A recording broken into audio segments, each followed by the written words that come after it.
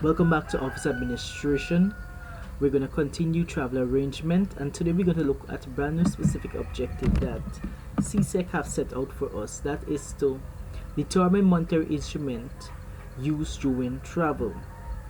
So basically, CSEC wants you to know what are the monetary instrument and how they are used during travel. So let's get into today's content. Traveling requires money, and some persons have to save for a very long time in order to travel. Others borrow money to travel for medical purposes, while some persons are entitled to traveling allowance from their farm. So basically, this paragraph is saying that whether we travel for our own pleasure, or we have medical reason, or we traveling because our company send us somewhere, we need money. Whether we save up, we borrow money, we use our own money, or the company pay for us, we need money to travel.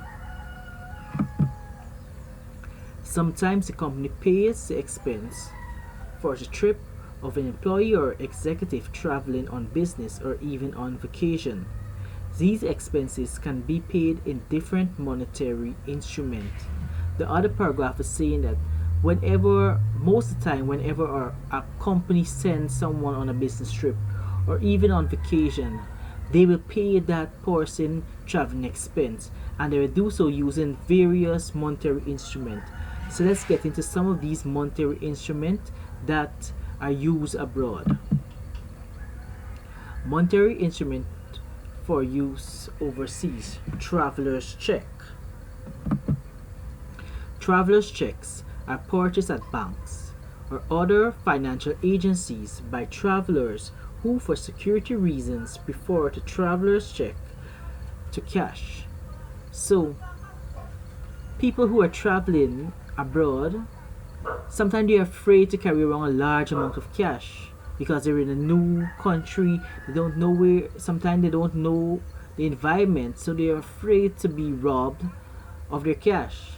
So they go to various banks and other financial institutions that provide travelers check for them, and they purchase the amount of money that worth in travelers check to use when they go abroad. Now the travelers check, if someone go and they rob somebody of the travelers check or the money, and they take the travelers check, they cannot use the travelers check because the travelers check will have the person name on it. So when the person go abroad and they're using this traveler's check, they have to provide some form of ID to show that yes, I am this person and this traveler's check is in my name. So that the person who are accepting the seller who is accepting this traveler's check will know that this is an authentic traveler's check. So it's much more safer that way. So use traveler's check when you're on business abroad or even on vacations. Credit cards. Visa card, MasterCards, and other credit cards issued by local banks can be used in ATM cash machine internationally. The machines dispense local currency, changing the account of the card being used. So, when we use our normal bank card, as you might call it, that's a debit card, or even our credit cards, and once it's a Visa card, we can use it in other countries that have Visa machine. Most of the ATM in other country. And how does that work? Every bank, they have almost all the currency of the world there in their computer system. And once you put in your bank, say you're from Guyana, and you go and visit China, and you go and use your Visa card in a vending machine, in an ATM machine in China, that is already set in that computer there to convert that Guyanese currency to Chinese currency, and it will dispense the money worth in Chinese currency. So having a credit card or a debit card abroad is also a very secure way to travel abroad.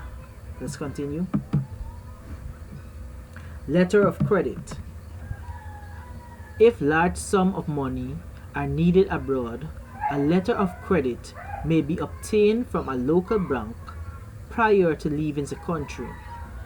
The letter is normally addressed to the bank in a city in the foreign country and permits the user to withdraw funds from that bank when or if necessary. The amount that can be withdrawn is limited to the amount stated in the letter of credit. So if persons are traveling abroad and they know that they have to have a large sum of money on them, they can, before they leave that country that they're in right now, they can go to a local bank and the bank can draft up a letter of credit. Now the letter of credit, it needs to be specifically addressed to a certain bank, not any and all bank abroad. They have to select one bank abroad where probably the person is closer where they're staying at and addressed to that person.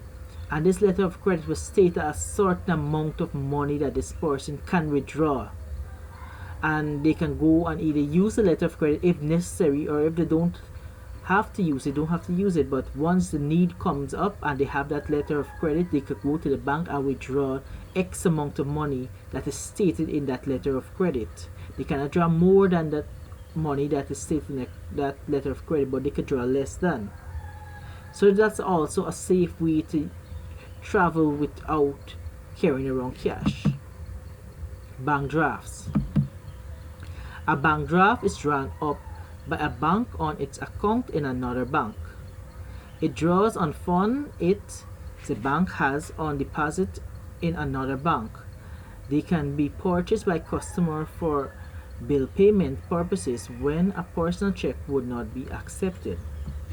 Now, sometimes we travel and we have our traveler's check, and persons, they don't accept, not a lot of places accept traveler's check because they're afraid that the check mightn't be valid. So a bank draft is drawn up in one bank in another account, wherein the person can deposit a set of money in their bank. Let's say, for example, they're at Bank A in Guyana, and they deposit 100,000 there in that bank, and they address this bank draft to another bank in the US. Now that person can go in that bank in US and withdraw money from that bank that is stated on the bank draft, and the money will be deducted from the person account in their own personal bank, which is in Guyana.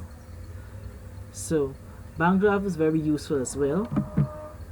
Cash.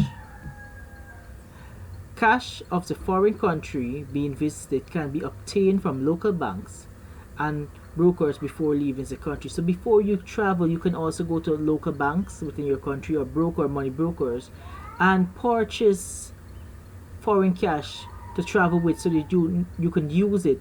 You know that let's say if you're living in Trinidad and you go to Europe, you can't go and use Trinidad currency in Europe. You need to have euros. So you can purchase the euros before you travel abroad and have that money readily available to spend there. So I hope that you guys are doing some revision and that this video is helpful to you guys. Take care. See you in the next video.